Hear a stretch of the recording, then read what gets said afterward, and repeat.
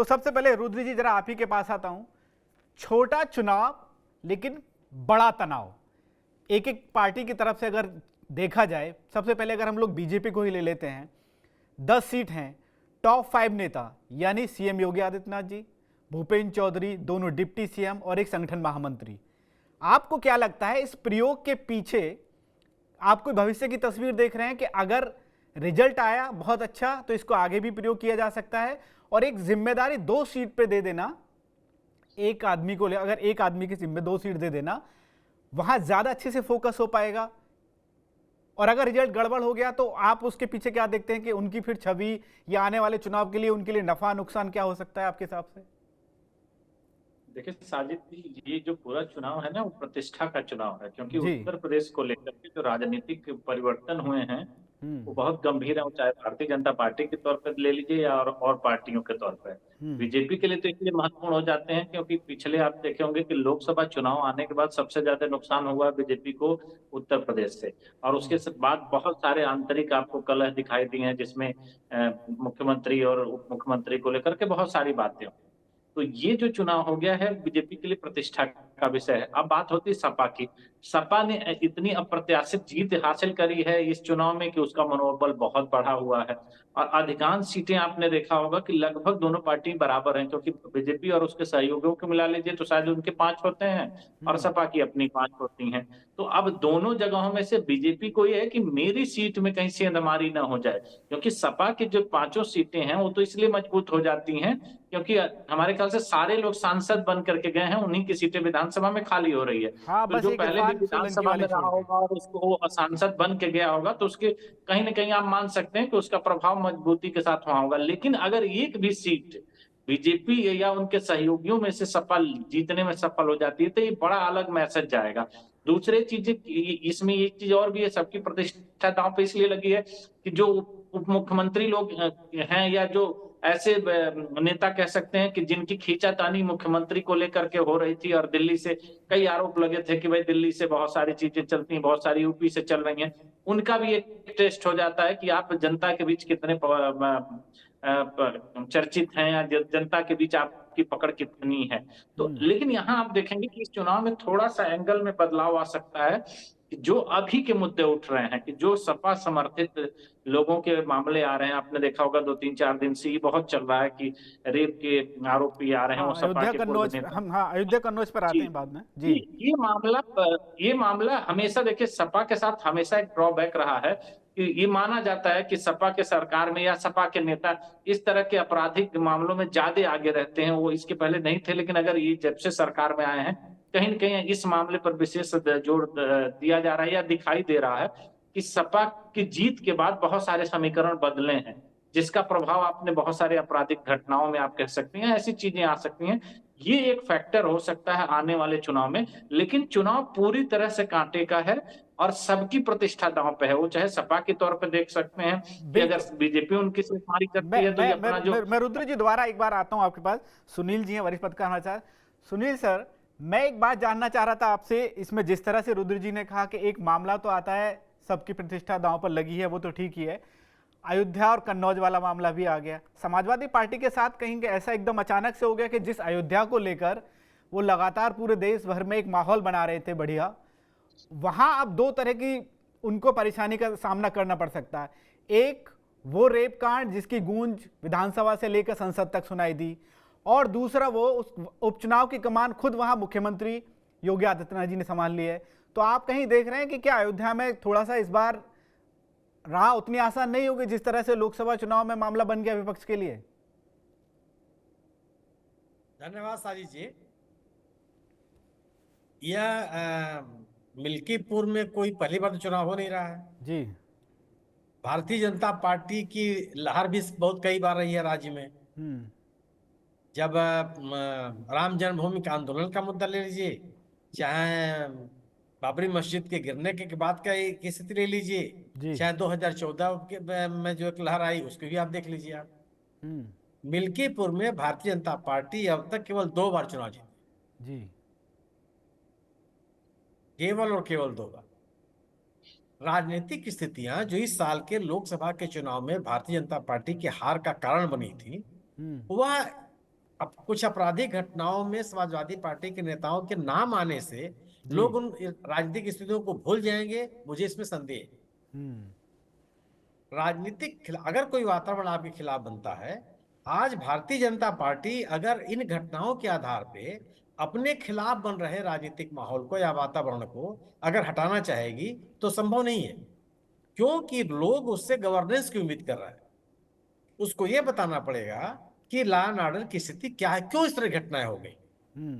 आप एक घटना को लेकर के उसका राजनीतिक लाभ लेने की कोशिश करेंगे और आपकी विफलताएं छुप जाएंगी, मुझे लगता है कि ऐसा संभव नहीं है।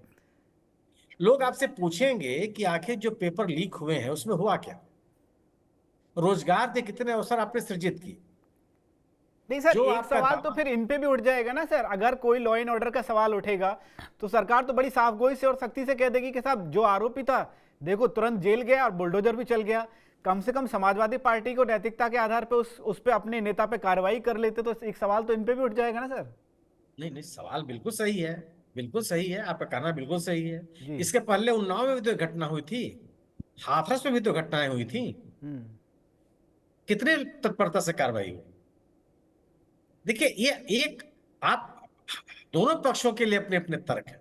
निश्चित रूप से जो अयोध्या में घटना हुई है वह बहुत ही निंदनीय घटना, विभत्स घटना, बिल्कुल इस तरह घटनाओं को स्वीकार नहीं किया जाना चाहिए।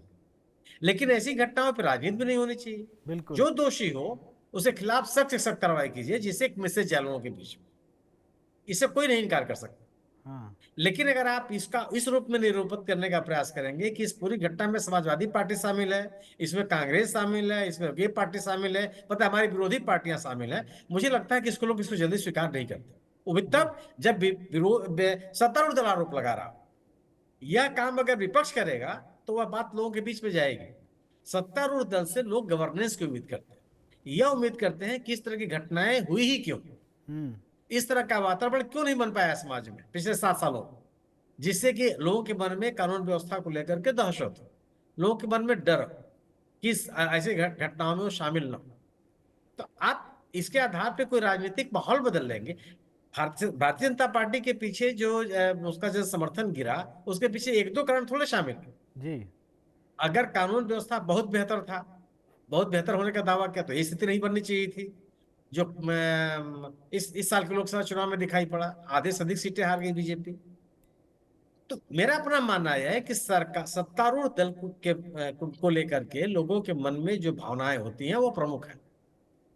वो प्रमुख इस बात की होती है कि आपसे गवर्नेंस की उम्मीद की जाती है और आप गवर्नेंस की बात कीजिए। ठीक है, ठीक है सुनील सर, मैं दोबारा से आता हूं। बिलाल जी, सुनील शुक्ला सर जो सवाल उठा रहे हैं कि कानून व्यवस्था को लेकर सवाल भी उठ सकता है, दूसरा विपक्ष वाला मामला है कि साहब वहाँ से अगर उन्होंने ऐसी चीज़ कर ली तो कम से कम सरकार को सख्ती करनी चाहिए थी। बीजेपी तो कानून व्यवस्था को ही अपना मेन मुद्दा वो बना के चलती है, अपना हथियार। आपको कहीं लगता है कि कानून व्यवस्था वाले मामले पे कहीं उपचुनाव में बीजेपी के लिए कोई परेशानी का सबब हो सकता है?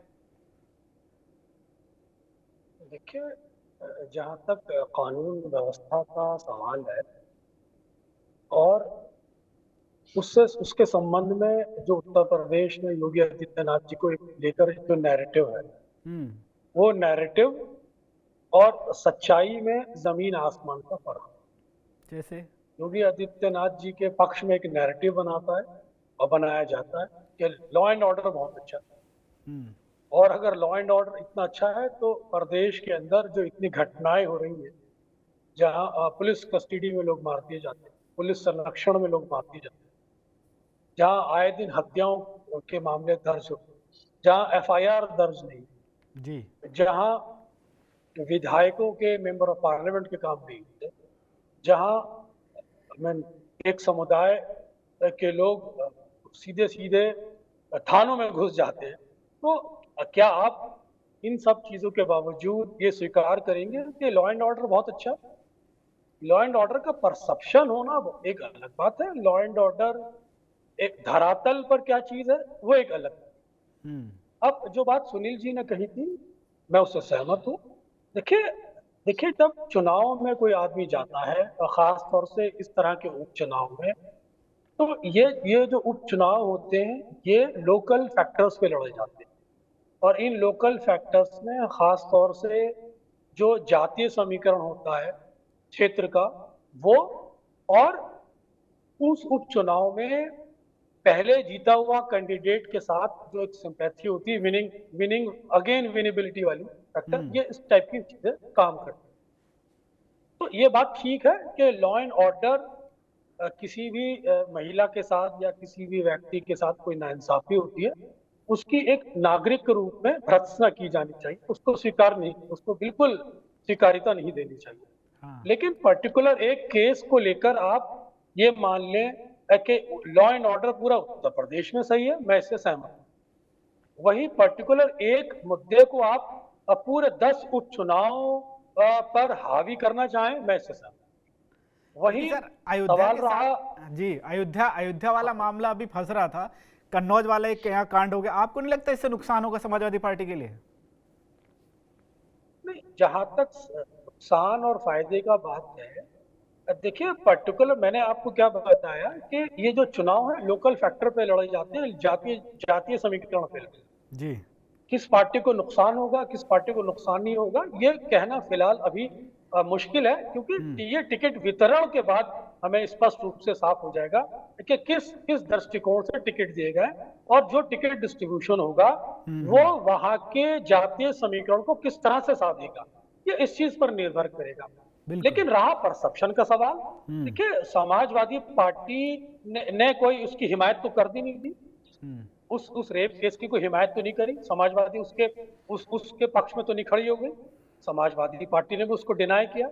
लेकिन समाजवादी पार्टी या विपक्षी दल है, उनका ये कहना है कि इसका राजनीतिकरण करना गलत है, और जब आप इसका राजनीतिकरण करते हैं खासतौर से विधानसभा में, और एक पर्टिकुलर विशेष समुदाय का नाम लेकर आप उसे जोड़ते हैं, तो वहां पर आपकी इसके ध्रुवीकरण की और सांप्रदायिकरण की इसकी मंशा आपकी जाहिर है। ठीक है बिलाल जी, तो कुल मिलाकर मैं ये कह सकता हूं, कुल मिलाकर कह सकता हूं कि चुनाव का जो फैक्टर होगा वो टिकट वितरण से डिसाइड होगा। जो फिलहाल प्रभारी बनाए गए ये उस टिकट वितरण के एग्जीक्यूशन के लिए बनाए गए, तो ये पहले टिकट वितरण को हमें देखना पड़ेगा, उसके बाद हम ये कह सकते हैं कि लोकल फैक्टर को कितना सूट करता है उस पर निर्भर करेगा विनेबिलिटी। और अभी तक जो हालात हैं, जहां जो पर जीता है, मेरा ख्याल है उसी के जीतने की उम्मीद है। लेकिन हमें यह भी नहीं भूलना चाहिए कि जो पार्टी सत्ता में होती है, लॉ एंड ऑर्डर के पॉइंट ऑफ व्यू से नहीं बल्कि प्रशासन के पॉइंट ऑफ व्यू से उसका एक दखल होता है, इसको नहीं भूलना चाहिए।